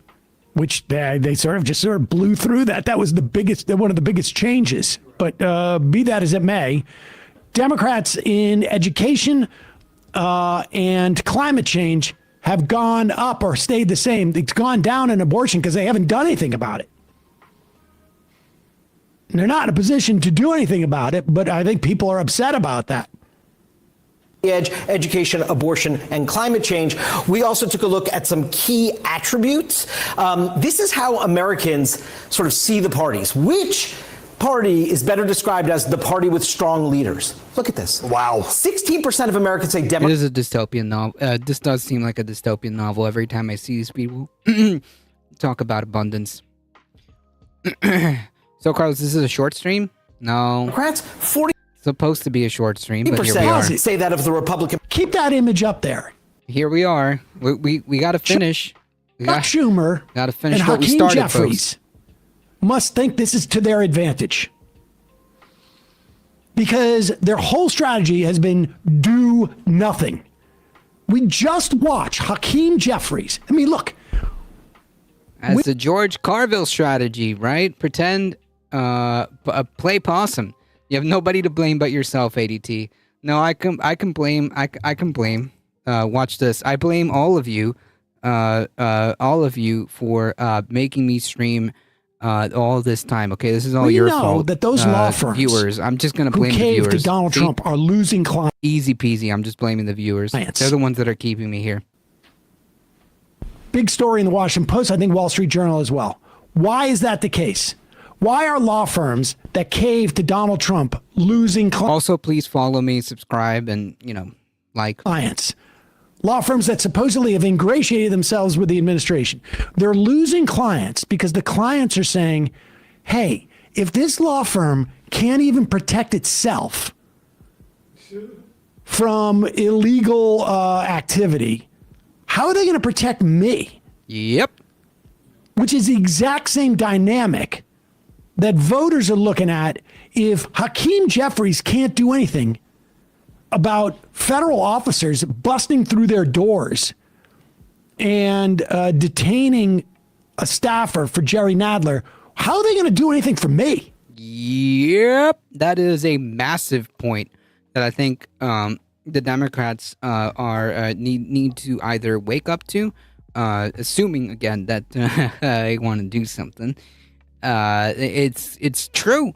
Like if you see this opposition party doing nothing when, as Sam correctly describes, federal agents are busting down their doors and detaining their staffers, arresting mayors, threatening Congress people with charges.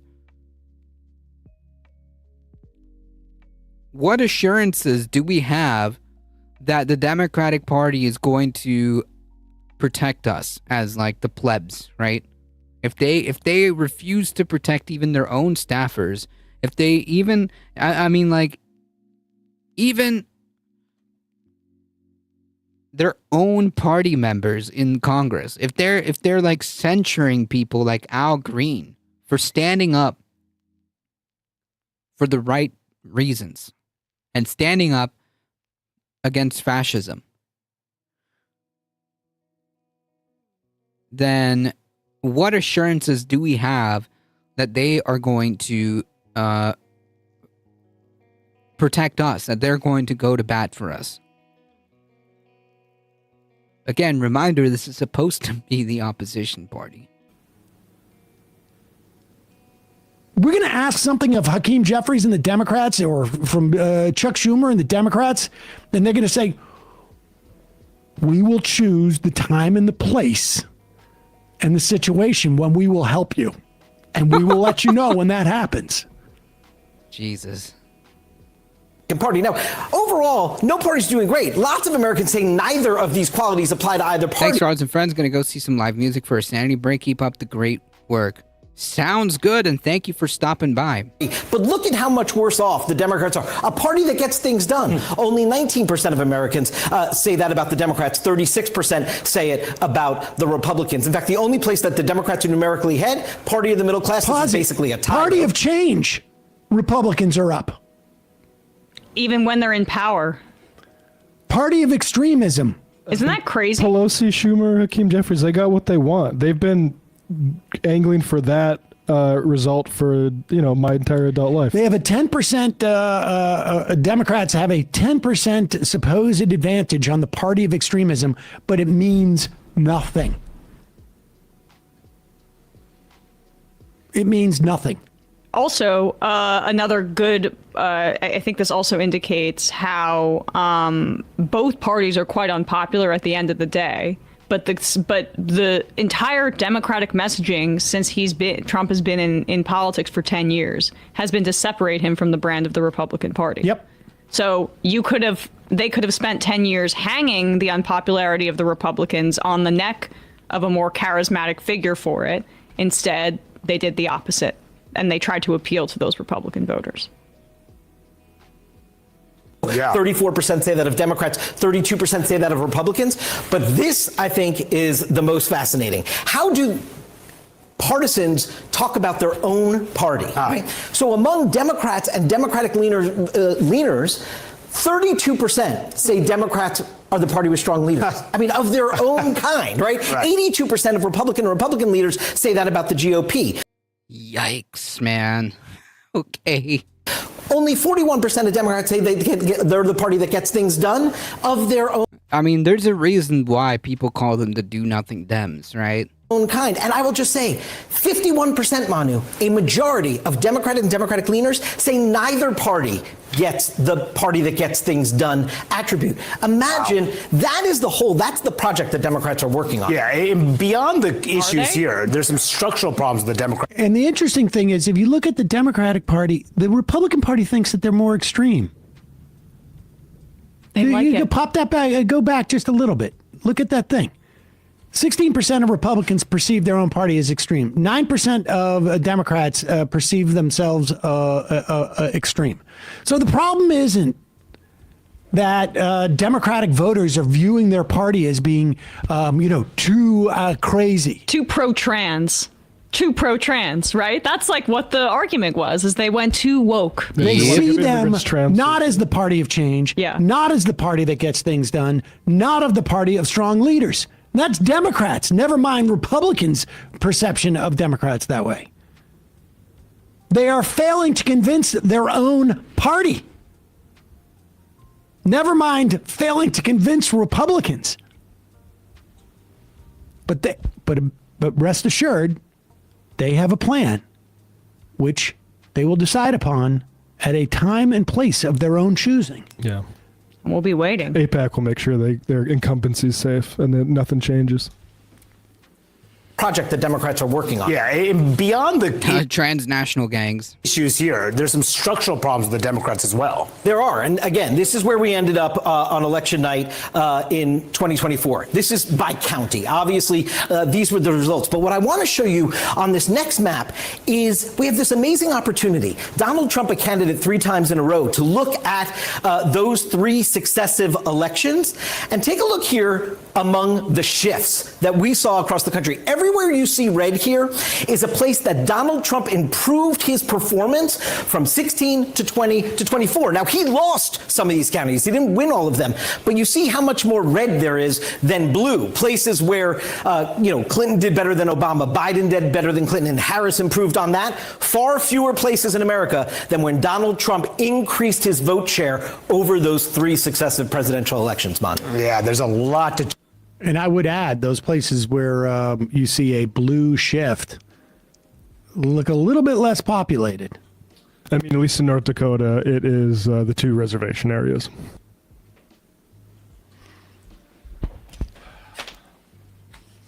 Well, the good news is Chuck Schumer is still on his book tour.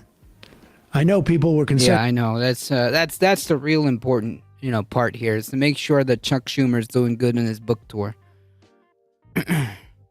That's unfortunate soul life. That's just wild. I just learned that Yoshimi was based on a real drummer. Yoshimi battles the Pink Robots. Gotcha. Abe Cunningham, top 10 drummer. The Deftones? Nice. Concerned about that. Oh, it's restarted. That's good. I was worried. People were concerned when you have a huge fight in the Senate right now that could be teed up on a bill that's going to cut 10 million people, 13 million people from Medicaid, millions from food assistance. It's going to cut all sorts of the green tax incentives. It's going to do all sorts of damage to the middle class. It's going to provide tax cuts for the wealthy. There's a host of other provisions in there that are problematic.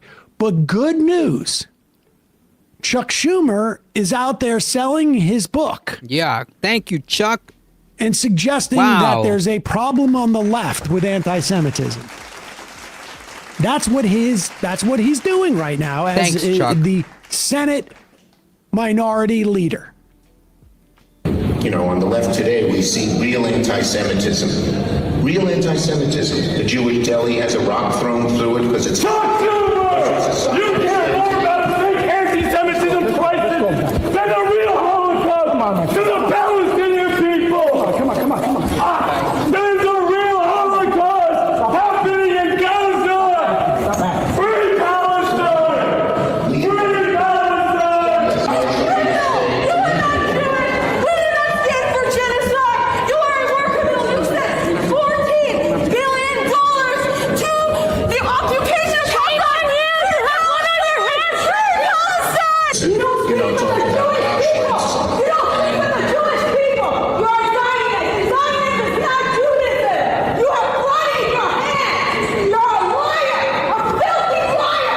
Chuck Schumer's tour is doing well, I see. Yep. Neil Peart is a master drummer.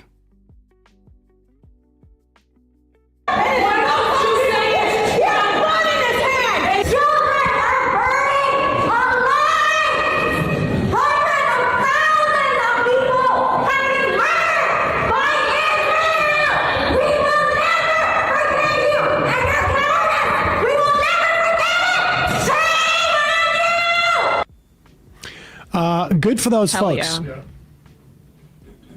Actual round of applause for that. Chuck Schumer get off his book tour challenge. I mean, he said this is his primary job. To keep the Democratic Party pro-Israel. By hook or by crook, right? By enabling fascism, enabling the arrests of people for their free speech, or... By being Vichy Democrats. I mean, there is no doubt that Chuck Schumer and the other Democratic lawmakers, unfortunately a majority of them who are complicit in this genocide, have enabled this kind of fascism here at home by continuously backing this false notion that the anti-genocide protests are anti-Semitic and going on a book tour to reinforce this framing. The Democrats take Israel money. They're not a whole lot different than Dave Rubin had on Ambassador to Israel David Friedman on right after October 7th. And his main thing is you need to enforce your border security so this doesn't happen to you. They want us to have the same model that Israel does towards their neighbors. Just wall it up. Violence of anybody that doesn't belong. And that's the world that they're creating right in front of our eyes. And Chuck Schumer and Hakeem Jeffries are happy, and they're frankly bought to go along with side it and not do any sort of real resistance toward it. It's simulated. Hey, folks, don't forget to hit the subscribe. Yep. Most of the 80s too. Get 'em, girls. Have the Golden Dome. What would we do without Chuck and the Baileys? Drink rum, I guess. Yeah. Skynet. Yeah. I heard about that. You guys missed a good movie night. Oh, yeah. Pops! But fear not, folks. There are more movie events.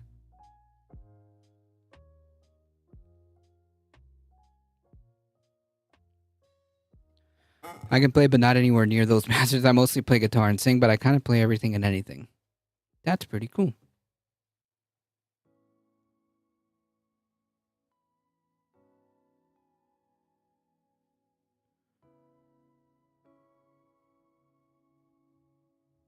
It's sort of like my superpower. My superpower is pretending that I'm a good musician when I'm not. That's my superpower.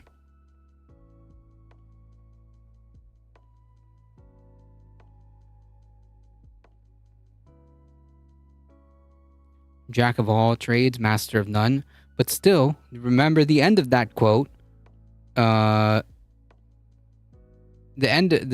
other part of that quote is what is it? Jack of all trades, but master of one. What is it?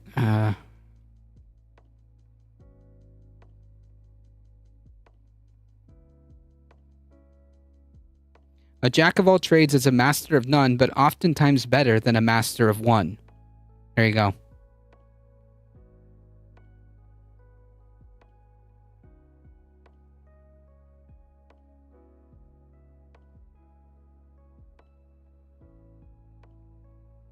Anti-war machine, memory.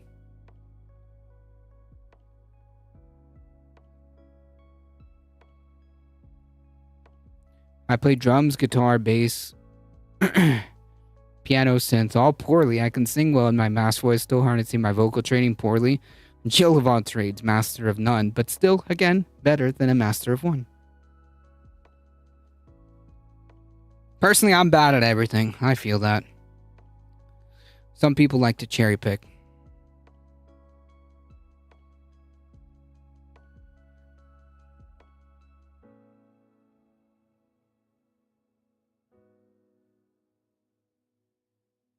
So, life. Stop it.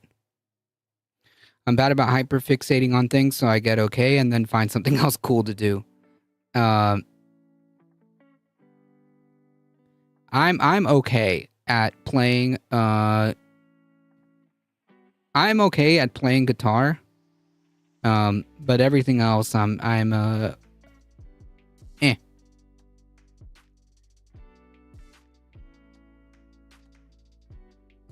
Sometimes it sticks though, or my friends say you're the singer from now until eternity. That's actually pretty cool. I have 0 singing skills.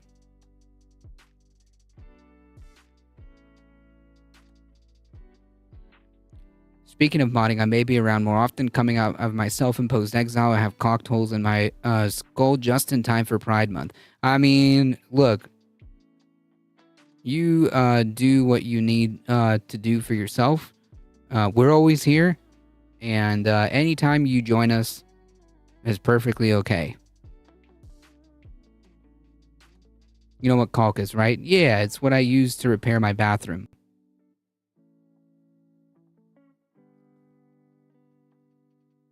Why are you making it weird? No, I'm making it welcoming.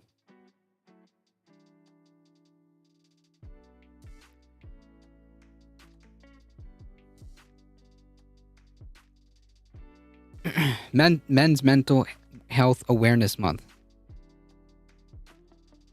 What do you mean by that?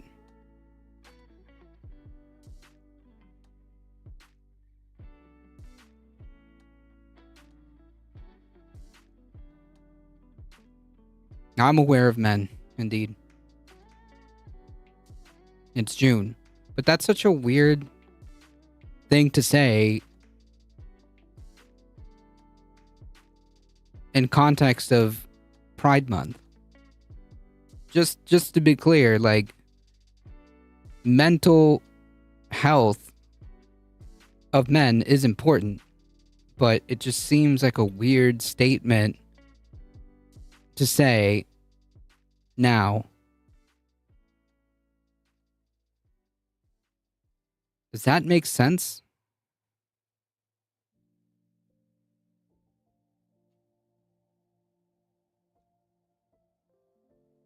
Anyways.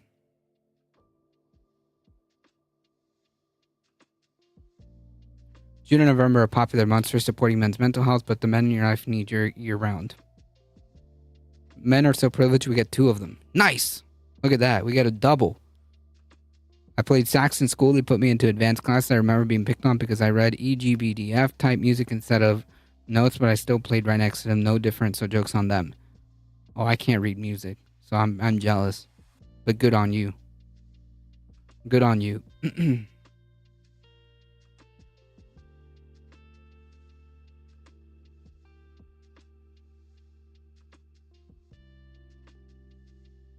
BCAT, welcome. Joined us right for the right on the end.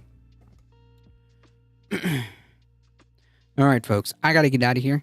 I can't read music. Me neither. Like, as far as like theory or anything like that, I'm terrible at it. I just know that certain combination of notes makes sense, and eventually I'll figure out what combination of notes make that sense, if that makes sense. Music is tough to read. It's tough for me. It's easy for some folks, and I'm jealous of that, and I'm glad that some folks are able to do that. Carnitas already. All right, well, we got to get out of here. Tomorrow, okay? Tomorrow, listen, tomorrow, okay? So, for real, tomorrow we'll have a more muted, quick stream. Let's just do the dry run and prepare for and prepare for this space on Tuesday, June 10th. So join us on this space, June 10th, 7 p.m. is when I'm going to be streaming, but it's going to be going on for several hours. Yeah, just join us there on this space. Follow the YouTube channel, subscribe. It's This Space TV. I already got it right here for you. Give me a second. Subscribe, do the things, follow, share, go to This Space. They're on all social media, Blue Sky, Twitter, TikTok, YouTube, pretty much any, Instagram too. So any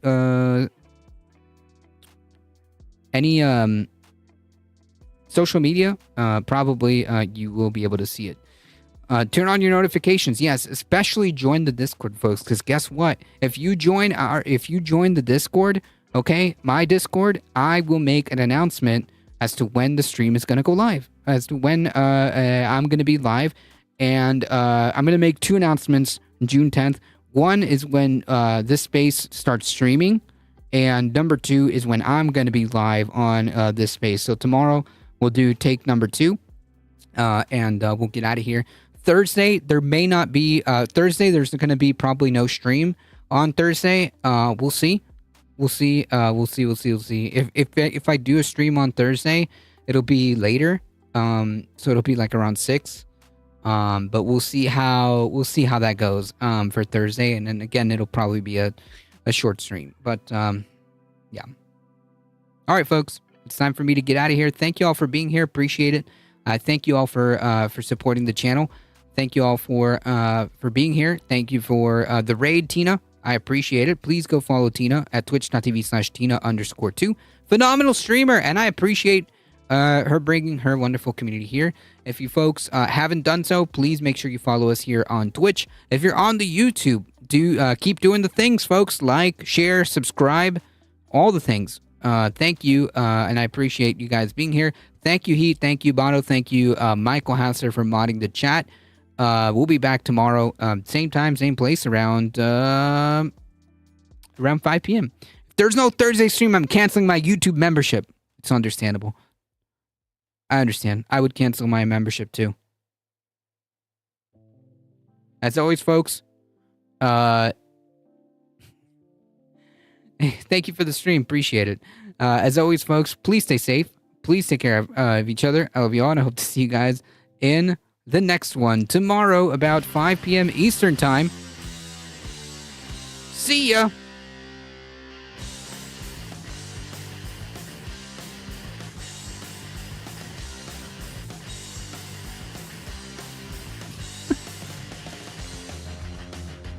That's funny. All right, folks, hang tight.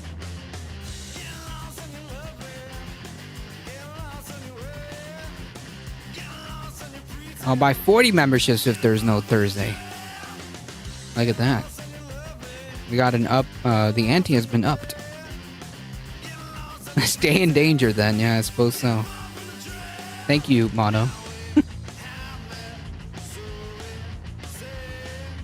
My class are staying safe. Yeah, Mono's a contrarian.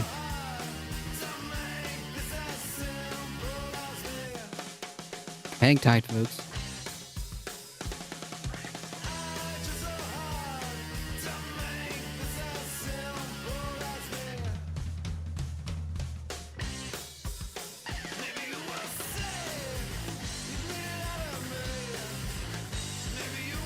All right, folks, hang tight. We're heading out in 5, 4, 3, 2, 1.